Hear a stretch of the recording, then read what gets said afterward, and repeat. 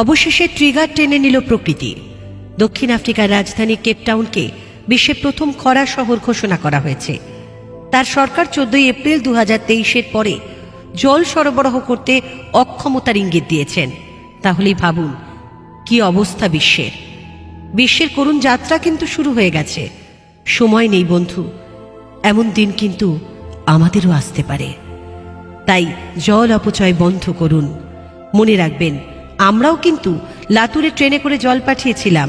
ভুলে যাবেন না যে পৃথিবীর জলের মাত্র 2.7% পানযোগ্য। আপনার এলাকার মানুষদের একথা জানান, সকলকে সচেতন করে তুলুন। আশেপাশের সব বাঁধে জলস্তর নেমে গেছে এবং ভূগর্ভস্থ জলের স্তরও নেমে গেছে। একজন দায়িত্বশীল নাগরিক হিসেবে আপনি সহজেই এই আন্দোলনকে সফল করতে পারেন। প্রতিদিন গাড়ি ধোয়া এড়িয়ে চলুন। উঠোন জল দিয়ে প্লাবিত করে ধোয়া সীমিত করুন। একটানা জলের কল চালানো বন্ধ করুন। বিভিন্ন উপায়ে জল সংরক্ষণের চেষ্টা রাখুন। বাড়িতে জল সরবরাহের নলের লিকেজ মেরামত করুন। এলাকায় পৌর জল সরবরাহের নলের লিকেজ বন্ধ করার ব্যবস্থা করুন।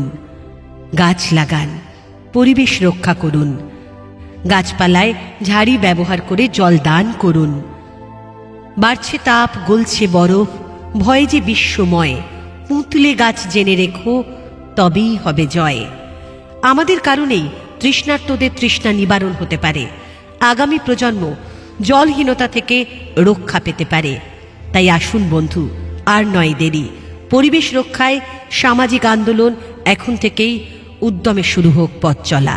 ঘোষণাটি কথাকলি অডিও ডিভিশন বারাসাত কর্তৃক প্রচারিত।